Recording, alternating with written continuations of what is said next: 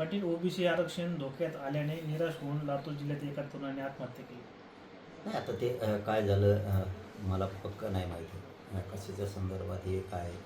परंतु मात्र एक सांगेन मी गोरगरिबाच्या लेकराला, मग तो मराठ्याचा असो किंवा ओबीसीचा असो, आपण आत्महत्या करू नका. कोणी काय असतं एकदा आपलं क्षेत्र गेलं ना तर आपल्या लेकराबाळांना मागं कोणी बघत नाही. ते आम्ही बघून येत, आम्ही ते भोगतो. हे नेत्यांचं काय असतं हे कसं पण भडकी देत आणि काही घडून आणतात आणि त्याच्यावर राजकारण करते.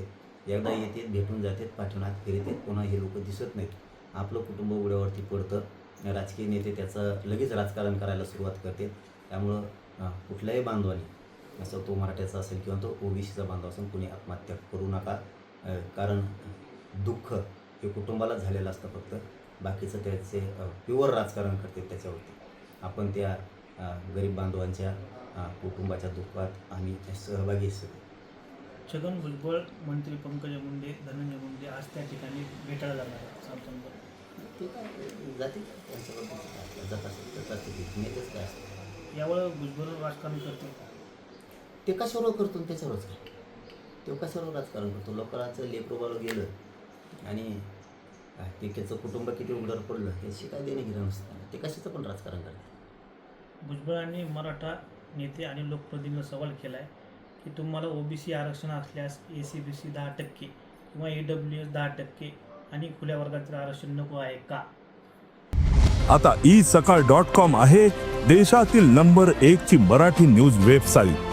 प्रत्येक अपडेटसाठी isakal.com ला नक्की भेट द्या. असा प्रश्न केला. मग नेत्याने त्याला उत्तर द्यायला पाहिजे ना.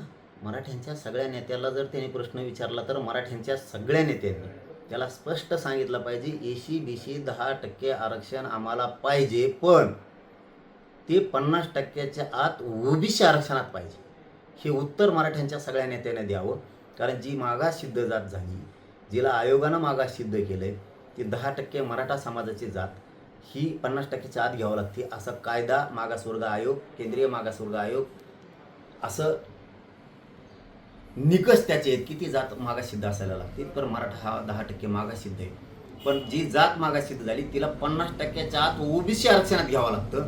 तर मग आम्हाला मराठ्यांचे नेत्यांनी त्याला प्रश्न विचारावा, एसीबीसीचं 10% आरक्षण हे मागासिद्ध करून दिलंय, तर 50%च्या आत देण्याऐवजी वर का दिलं? 50%चं वरचं 10% आरक्षण आम्हाला नको आहे हे स्पष्ट मराठ्याच्या नेत्याने सांगावं.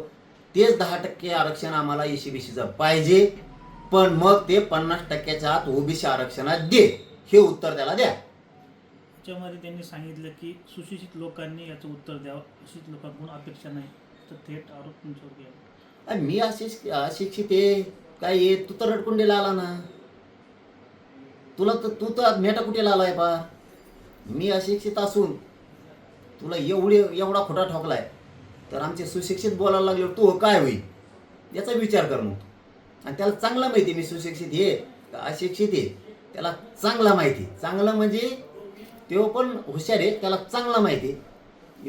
पोरग हाय पण किती डोकेबाज आहे हे त्यालाही चांगला माहिती. परंतु आता सुशिक्षितलाच उत्तर मागितलंय, तर आमदार, खासदार, मंत्री, नेते मराठीचे जे कोणाला त्यांनी उत्तर मागितलं असेल त्यांनी स्पष्ट उत्तर द्यावं. 10% एसीबीसी आरक्षण आम्हाला पाहिजे, पण 50%च्या आत ओबीसी आरक्षणात पाहिजे, हे उत्तर त्याला सगळ्यांनी द्यावं. कारण आपण 10% मागास सिद्ध झालेले, मागास सिद्ध झालेली जात म्हणजे एसीबीसी आरक्षण हे 50%च्या आत घ्यावं लागतं. पण त्यांनी मराठ्याला धोका दिला आणि ते 50%च्या वर घेतलं. 50%च्या वर दिलेलं एसीबीसीचं 10% आरक्षण टिकणार नाहीये आणि ते गेलं की पोरांना पुन्हा त्यांचे इतके हाल होणार आहेत की ते नोकऱ्यातून बाहेर पडणार, शिक्षणातून बाहेर पडणार आहेत. म्हणून त्याला हे सरळ सरळ उत्तर देऊन टाका.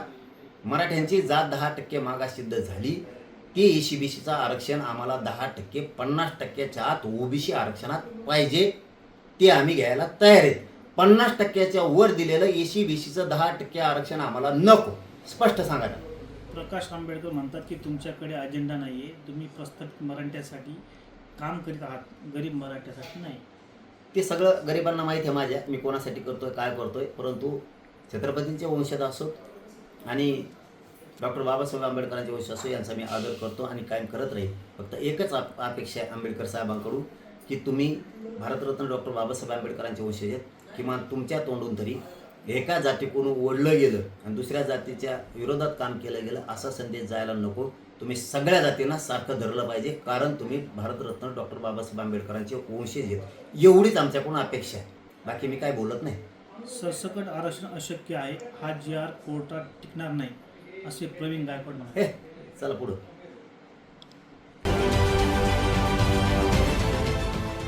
देश विदेशातील प्रत्येक घडामोडींचे लाईव्ह अपडेट मिळवण्यासाठी आता साम टीव्हीच्या सर्व सोशल मीडिया प्लॅटफॉर्मला लाईक, फॉलो आणि सबस्क्राईब करा.